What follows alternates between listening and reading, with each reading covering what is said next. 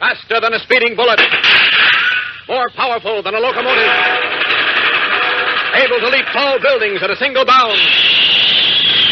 Look, up in the sky. It's a bird. It's a plane. It's Superman. Kellogg's Pep. P-E-P, Pep.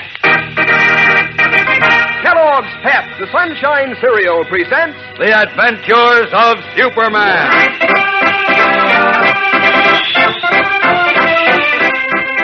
Today, the triumph of Superman and Batman over Herbert Calkins is short-lived, as the ace of Scotland Yard once again finds proof of Clark Kent's double identity within his easy reach.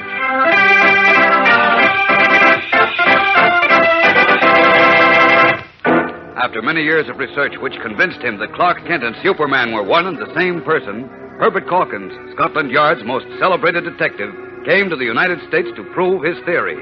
When Kent managed to escape from several traps without revealing his double identity, Calkins pretended to admit defeat and said he was returning to England by clipper plane that night. But when Kent and his friend Bruce Wayne, who was really the famous Batman, arrived at the airport, they found that the detective was not among the clipper passengers. Uneasy, they went to Kent's apartment. But just as Kent was about to unlock his door, his X-ray vision perceived that Calkins was in his bedroom. As we continue now in the corridor outside the apartment, Kent gasps. Great Scott. I'm stumped, Bruce. What do you mean, Clark? There's something in my apartment that will reveal my double identity beyond any question. And Calkins is reaching for it right now. Oh, great Lucifer. Got to stop him. Oh, what are you rattling the doorknob for? Quiet. Open the door and we'll stop him fast Keep enough. your voice down. Ah, that worked. He's coming out of the bedroom. Now he's stopping to listen. I don't get this. What is... Shh, don't let him hear you. He was just about to press the trick panel release. What trick panel? In my bedroom wall, there's a tiny closet behind it where I keep an extra Superman costume and a letter addressed to Perry White to be opened in the event of my death. It tells all of... Wait a minute. Going back into the bedroom now. Probably decided whoever tried the door has gone on. Well, what are we waiting for? Open the door and stop him before he finds that secret closet. Oh, no, not yet. I've got to think. Are you out of your mind, Clark? If he finds your costume in the letter, he'll know you're Superman. Yes, I know, but We've I've got to grab him and heave him out of there before he does find him. No, Bruce, no. You mean you're just going to give up? Oh, of course not. I can't be half as useful to humanity if my double identity is revealed. You know that. Sure, then what are we... I've got to convince Calkins once and for all that he's mistaken. Make him believe I'm not Superman. And I think this is my opportunity. Well, how do you figure that? He's found it. What? No, he's trying the panel below the trick one. Clark, don't do that to me. Sorry. Now, look, Bruce, I've got a plan. It's a pretty desperate one, but it just might work if you'll help me. Oh, you know I will. Thanks. There's no time to explain now, but here's what I want you to do. Keep Calkins in the apartment, in the living room, though, for 30 minutes. I'll keep him there. Count on that. Swell. But remember, you've got to do it cleverly. No rough stuff. Oh, what if he puts up a fight? Talk him out of it. Tell him you're a friend from out of town who's spending the night here or something like that. Anything to keep him from being too suspicious. Check. Then what happens? At the end of 30 minutes, get out and leave him there. I get it. What are you going to be doing meanwhile? He's got his hand on the trick panel. Here's the key. Quick, get in there and stop him. Right. Remember, keep him out of the bedroom 30 minutes and then leave. Check.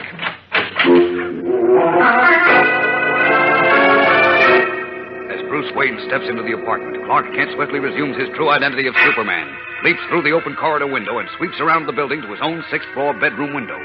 Peering in cautiously, he finds the room empty, the door closed. Softly, he raises the window, steps in. From the living room come the indistinguishable voices of Bruce Wayne and Herbert Calkins. Quickly, making not a sound, Superman moves to a certain panel in the wall, notices it is slightly ajar. He pushes it, and it opens on a noiseless hinge, revealing a tiny closet-like chamber in which lies the familiar red cape and blue costume with a large letter S on the front of it. Under the costume is an envelope, heavily sealed with wax. Superman thrusts the costume and the envelope beneath his cape, then takes a sheet of notepaper and a fountain pen from a drawer of his desk. For a brief moment, he considers, then begins to write. And to my friends, James Olson and Lois Lane of the Metropolis Daily Planet, Swiftly, the Man of Steel covers the page with writing. Then, removing an envelope from the drawer, he addresses it. Carrying paper and envelope, he returns to the secret closet and pushes the panel almost, but not quite shut. From the living room can still be heard the voices of Bruce Wayne and Herbert Calkins, but now raised as if in argument. Seemingly satisfied that his friend Batman is doing his job well, Superman walks noiselessly across the room to the open window, pauses to glance at the clock on his dresser. It's been here about 5 minutes. That leaves me 25 minutes for the most important job of my life. If only Bruce manages to hold Calkins off. Now, this must be timed perfectly, so here goes. Out and away!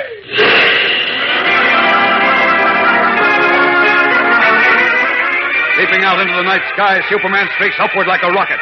Up, up, up he zooms, up toward the pale moon and the cold, distant stars, bound for only he knows where. Meanwhile, far below in his apartment, Bruce Wayne and Herbert Calkins, the square-set, square-faced Scotland Yard detective, regard each other warily. Well, frankly, Mr. Calkins, when I walked in and saw you in Clark's bedroom, I thought you were a burglar. Sorry to have given you a turn, Mr. Wayne. But since I've been in the States, Clark and I have become, well, practically inseparable. Even intimate friends, you might say. Yeah, so it seemed. When I saw him at the newspaper club earlier this evening, he didn't say anything about expecting you tonight. He didn't? No. Of course, he was in an awful hurry to catch that Albany train. In the rush, he may have forgotten to mention it. Kent went to Albany, you say? Oh, yeah. On a story. Didn't you know? Well, he mentioned he might go, come to think of it. But I don't believe he was certain about the trip, you know. Oh, I see. Well, he doesn't expect to be back much before early morning, and since I usually stay here when I'm in Metropolis, especially since it's practically impossible to get a hotel accommodation, Clark just gave me his key and rushed off to the station. Without even bothering to phone me to expect company. I say, Kent's a rather strange chap, eh? What, Mr. Wayne? Oh, not at all. I think he's a grand guy. Oh, of course, rather. I was just referring to, let it pass. Oh, I say it's quite late, and I'm frightfully drowsy. Would you mind awfully if I turned in? Turned in? You mean you're staying here? Quite. I thought I'd take the bedroom and you take the studio couch in here. Well, Oh, it's really quite comfortable. I'd offer you the bedroom, but I have a touch of lumbago. I'm not quite as young as I used to be, you know. I see. Well, I'll be turning in there, old chap. Good night. Oh, just a minute. Yes? I wonder if you'd mind staying up with me just a little longer, Mr. Calkins. Well, look, here's a chessboard. We can play chess or checkers if you prefer. What do you say? Well, that's fine. What'll it be? Chess or checkers? Checkers takes less well, time. Checkers it is. Here they are. Which will you have, red or black? Oh, either one. I'll take red then. We'll play 3 games. Whoever takes 2 games is the winner. Okay? Oh, I couldn't possibly remain awake for 3 games, old top. Oh, we can easily play 3 games in, say, 25 minutes. Oh, come now, old chap. Let's get one game over with quickly before my eyes shut up on me completely.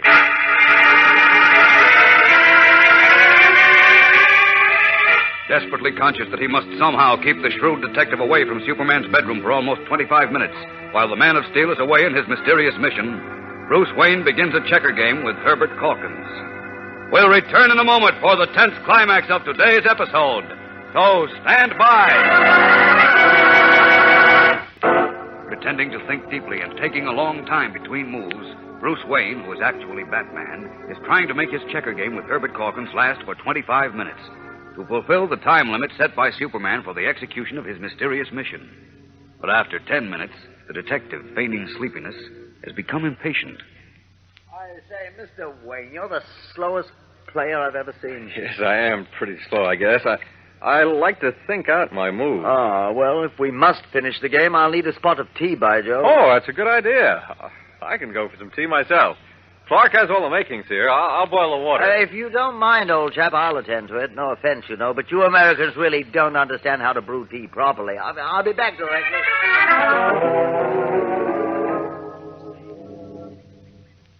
Here you are, Mr. Wayne. I think you like this tea. Thanks. Hey, it is good. Let's see. Whose move was it? Yours, I think. It usually is. Let's see, then. Tea's really first rate. Thanks. Your move, old boy. Oh, yes. What's the... Something wrong, old chap? Suddenly very sleepy. I can hardly hold my head up. Really? I say, that's splendid. Now we both can go to bed. Oh. Calkins, what did you put in this tea? In the tea? Why, tea, of course, old boy. Drug me? That takes care of you, my lad. Now to get back to that secret panel in the wall before Kent returns. I've an idea that in there's to something most interesting.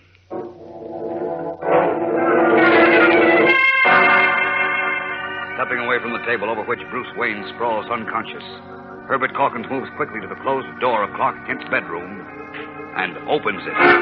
The 30 minutes which Superman set for the execution of his mysterious mission have not quite expired. Has Superman failed? And is the secret of his double identity about to be revealed at last to the astute and bulldog-like detective? Tomorrow brings the thrilling and amazing climax of our story, fellows and girls. So be sure not to miss it. Tune in, same time, same station. And remember, for breakfast, it's Kellogg's Pep. For excitement, the adventures of Superman.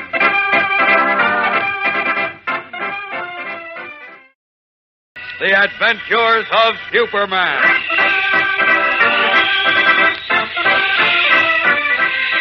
Today, as we conclude our story of Herbert Calkins, we shall learn whether or not Superman has been able to protect the most important secret of his life, the secret of his double identity.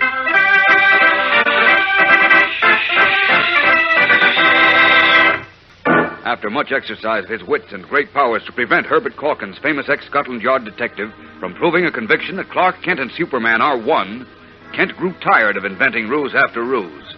Realizing that the shrewd, doggedly tenacious Englishman might, perhaps accidentally, expose him at some time or other, especially when he discovered Calkins about to find a secret closet in his bedroom in which was indisputable evidence of his double identity, Kent decided on a once-and-for-all desperate gamble.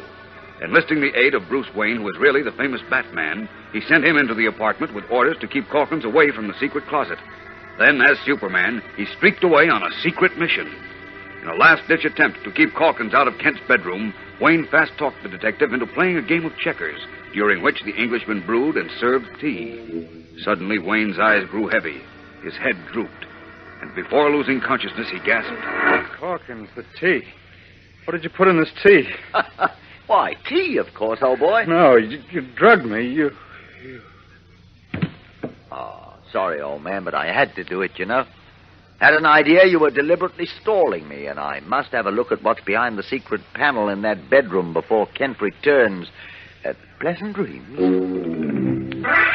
While his friend Bruce Wayne has so valiantly but vainly been trying to keep Herbert Calkins occupied, Clark Kent, as Superman, has been literally streaking around the world, working faster than ever before in his career.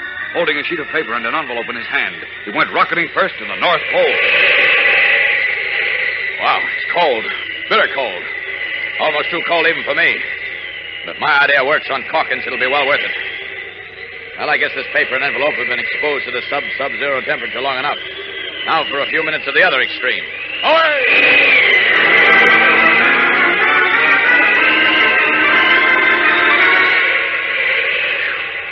This sun over the Sahara Desert is hot enough to broil a steak and practically nothing flat. Sure is doing a job on this paper and envelope, too. Better give them a dose of humidity before they dry to dust. Let's see now. Where can I... Oh, yes. The jungle should do the trick fine. Away! Traveling with the speed of light, Superman, still clutching the all-important sheet of paper and an envelope, plummeted to the heart of the African jungle. After a short pause, he rocketed once again into the skies, headed eastward. Fighting a monsoon off the coast of India, he dove headlong into it. Then, fighting his way out, headed back toward the California shore and continued eastward toward Metropolis. Meanwhile, back in Kent's apartment, Herbert Calkins is making sure Bruce Wayne is fast asleep. I say, Wayne. Dead to the world, poor chap. Now to continue investigating what's behind that secret panel in Kent's room. I got an idea there's something most interesting in there. And if it's what I think it may be, I'll have Mr. Clark Kent dead to rights as Superman. Well, here we go. Stepping away from the table where Bruce Wayne lies sleeping heavily, Herbert Calkins moves swiftly to the closed door of Kent's bedroom. At almost the same moment, Superman plummets out of the sky and in through his open bedroom window. Uh-oh, not a moment too soon. This calls for super speed and plenty of it and then some. Moving faster than the human eye can follow, Superman folds the sheet of paper into the envelope. Then, placing it in the tiny closet behind the secret panel, he flings himself out of the open window just as Calkins opens the door. Now to find that blooming secret panel again. Here's the little button that controls it. Press it. So. It opens. Hello? An envelope.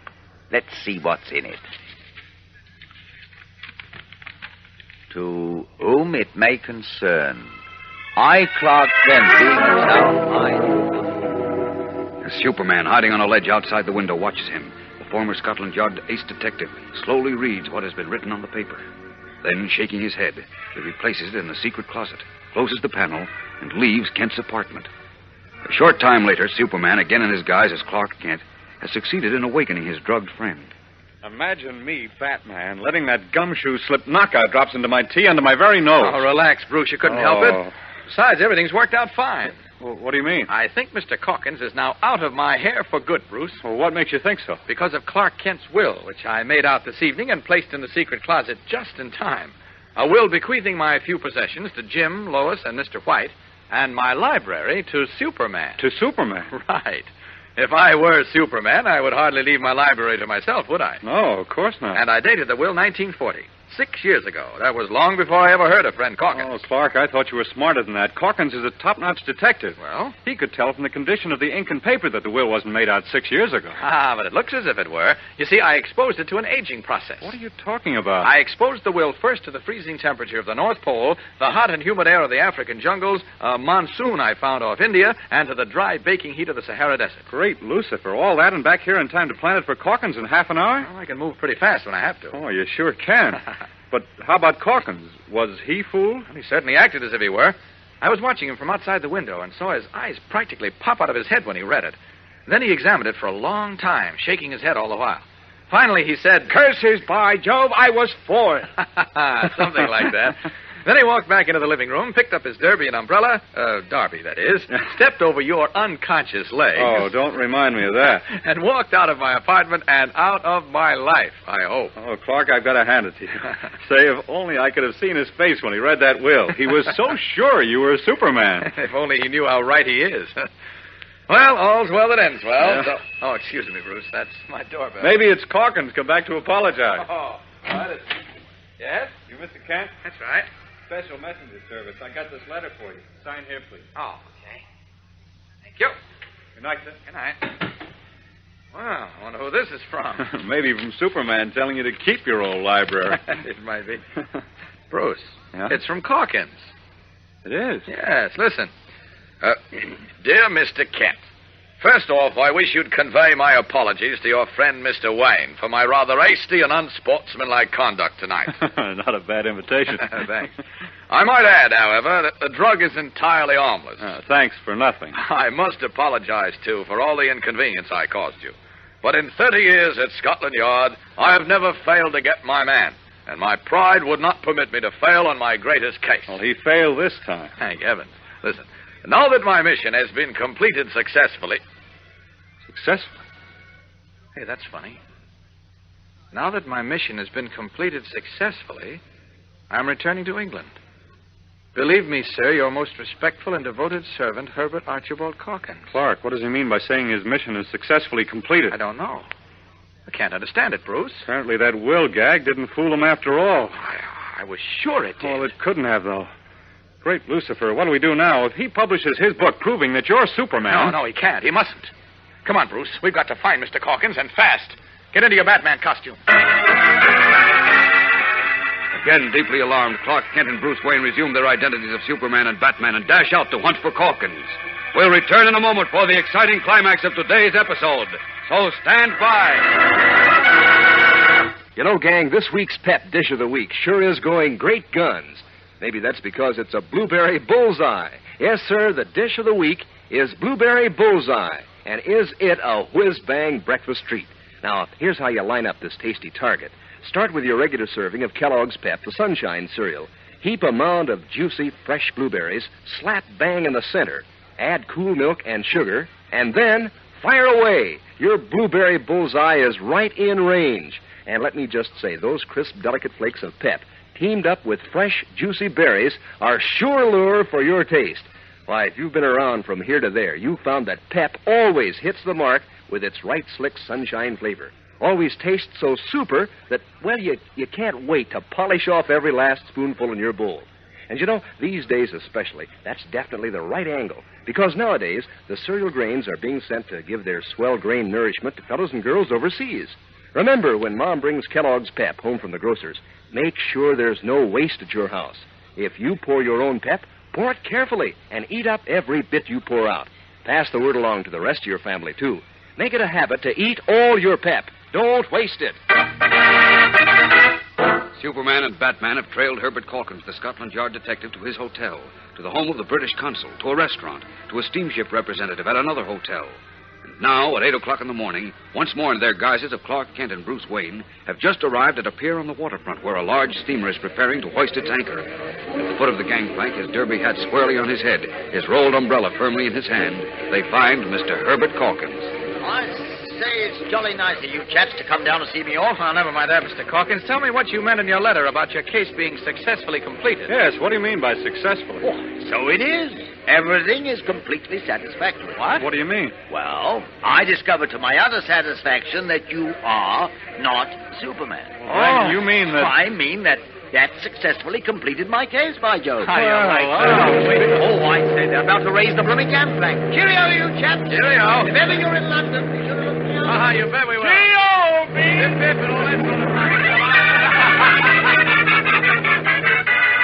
Roaring with relieved laughter, Clark Kent and Bruce Wayne wave glad farewell to Herbert Archibald Calkins, then walk off arm in arm, still laughing, to the nearest restaurant for breakfast.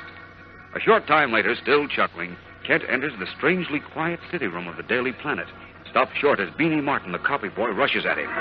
Hi, Beanie. Where are you rushing to? Willikers, Mr. Kent, I've been looking all over for you. You got to do something. What do you mean? What's wrong? We can't get in. The door's locked. Gee, Willikers, Mr. Kent. Can't get in where? What door? Mr. White's office. Holy smokes. Maybe he's being murdered or committing a murder or something. What? Yeah, we can't get in the office. You got to do something, Mr. Kent. You just got to, and fast. Great Scott. Come on, Beanie. Startled, Clark Kent rushes across the long Daily Planet city room toward Editor Perry White's office, outside which the entire Daily Planet editorial staff is gathered fearfully. What is happening? Something of tremendous importance is taking place in Editor White's office. Something which will have a profound effect on Superman and his friends, and involve them in one of the most exciting adventures of their careers. So don't miss tomorrow's episode, gang, when we begin a brand new and thrilling Superman story, full of action, mystery, and suspense. Be sure to tune in tomorrow, same time, same station. And remember, for breakfast, it's Kellogg's Pep. For excitement, the adventures of Superman.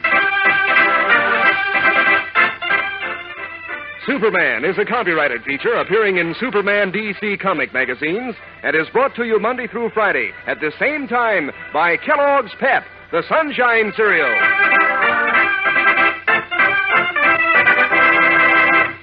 Say, gang, talk about famous names. Why, Kellogg is